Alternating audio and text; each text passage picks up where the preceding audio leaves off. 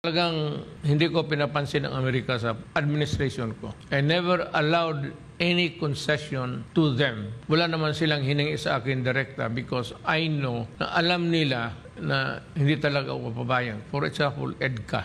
It simply means the presence of foreign troops in our country. Alam mo, ang Amerika, kalaban nila ang China. So kailangan nila, bago makarating ang Amerika sa China, dadaan muna dito sa Pilipinas.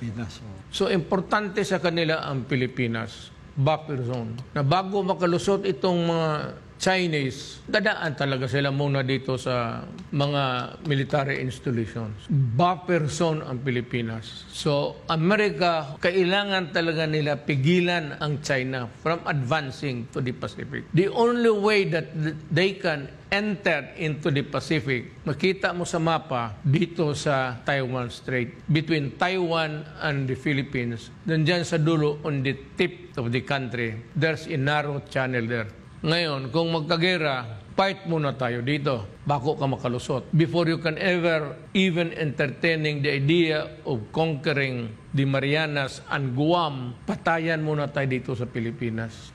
So, ang problema ngayon is they have asked many military bases. Pag military base, armas talaga yan. Missiles yan. So, 1, 2, 3, 4, 5, 6, 7 siguro ang Cagayan. So, anong gawin ng China nito? Kung mag-away sila ng Amerika. Sino ang kalaban nila? Amerika? O, saan ang Amerika? Nandito sa 1, 2, 3, 4, 5, 6, 7. Kaya, bombahin talaga nila yan. Luzon, Visayas, hanggang Cagayan de Oro. Sus Mario Josep, marami pa namang magaganda sa Cagayan de Oro. Kasayang.